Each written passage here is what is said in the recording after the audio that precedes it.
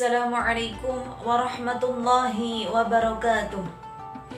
Bismillah, alhamdulillah, assalatu wassalamu ala rasulillah Sayyidina wa maulana Muhammadin wa ala alihi wa ashabi ajma'in, amma ba'd.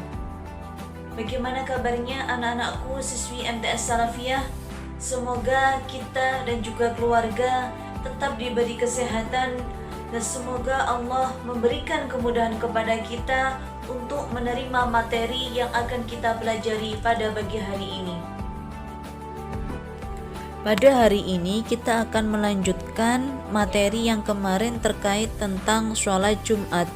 Adapun materi yang kita bahas pada hari ini adalah tentang ketentuan khutbah Jumat. Yang pertama adalah rukun khutbah Jumat. Rukun khutbah Jumat ada 6. Yang pertama adalah hamdalah. Khutbah Jumat itu wajib dimulai dengan hamdalah, yaitu lafaz yang memuji Allah Subhanahu wa taala. Misalkan lafaz alhamdulillah atau innal hamdalillah atau juga ahmadullah. Pendeknya minimal kata alhamdulillah dan juga lafaz Allah, baik pada khutbah pertama maupun pada khutbah kedua. Rukun khutbah yang kedua adalah membaca 2 kalimat syahadat. Yang ketiga adalah sholawat kepada Nabi Muhammad SAW. Sholawat kepada Nabi Muhammad ini harus dilafadzkan dengan jelas. Paling tidak ada kata sholawat. Misalkan Allahumma sholli ala Sayyidina Muhammad atau as-sholatu ala Sayyidina Muhammad. Yang keempat adalah wasiyah untuk takwa. Yang dimaksud dengan wasiyah adalah perintah atau ajakan atau juga anjuran untuk bertakwa atau takut kepada Allah Subhanahu wa taala. Menurut Az-Zayyadi, wasiat ini merupakan perintah untuk mengerjakan perintah Allah dan juga menjauhi larangan-larangannya. Sedangkan menurut Ibnu Hajar, cukup dengan ajakan untuk mengerjakan perintah Allah.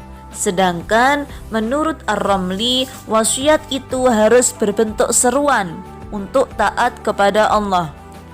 Lafadznya bisa menggunakan lafadz sendiri, misalkan dalam bentuk kalimat takutlah kalian kepada Allah atau marilah kita bertakwa dan menjadi hamba yang taat. Ketiga rukun di atas harus terdapat dalam kedua khutbah Jumat. Untuk selanjutnya rukun khutbah yang kelima adalah membaca ayat Al-Quran pada salah satunya. Minimal 1 kalimat dari ayat yang mengandung makna lengkap, bukan sekedar potongan yang belum lengkap pengertiannya. Tentang tema, ayatnya bebas, tidak ada ketentuan, harus ayat tentang perintah atau larangan ataupun hukum. Boleh juga ayat yang digunakan tentang kisah umat terdahulu ataupun yang lain. Sedangkan rukun khutbah yang keenam atau yang terakhir adalah doa untuk umat Islam. Pada bagian akhir, khatib harus mengucapkan lafaz yang berisi doa.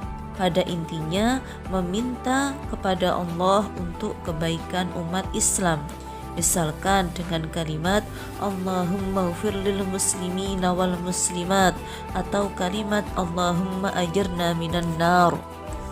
Materi yang selanjutnya yaitu tentang syarat khutbah Jumat.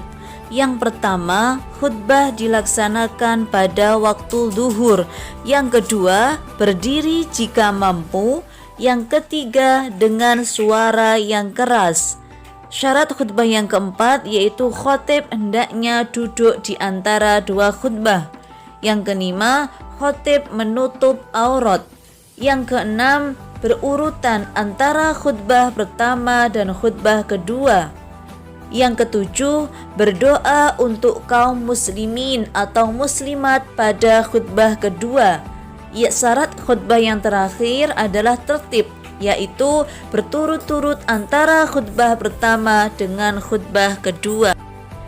Rasulullah Shallallahu Alaihi Wasallam bersabda, "Ani ibni Umar, dari ibnu Umar, kana Rasulullah Shallallahu Alaihi Wasallam, Rasulullah Shallallahu Alaihi Wasallam yakhtubu, beliau khutbah yaumal jum'ati, pada hari Jumat, qaiman, sambil berdiri, khutbataini yajlisu bainahuma, beliau duduk di antara dua khutbah."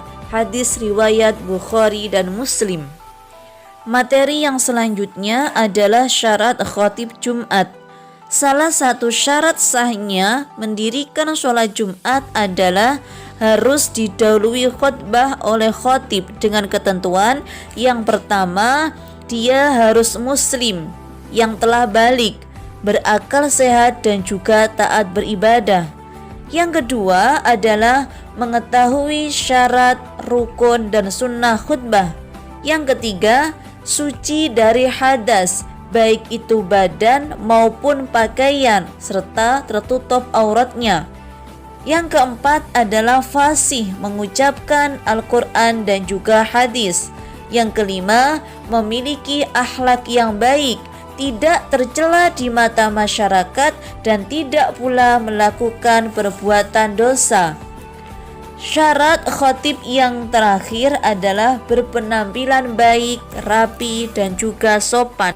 Materi yang keempat yang kita bahas adalah tentang sunnah khutbah Jumat.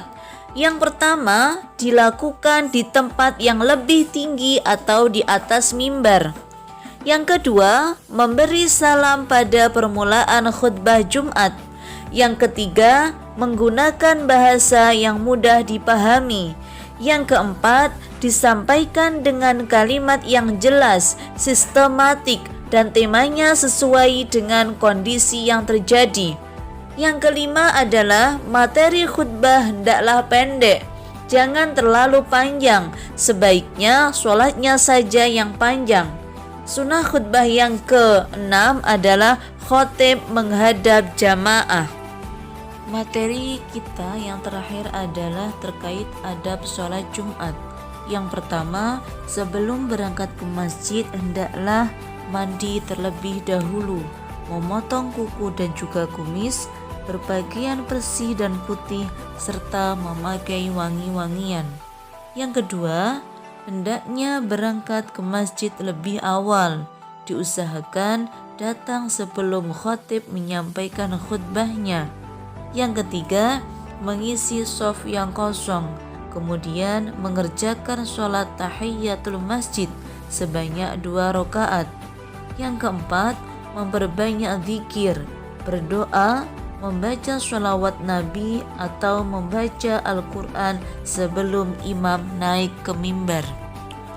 Adab sholat Jumat yang kelima adalah mendengarkan khutbah.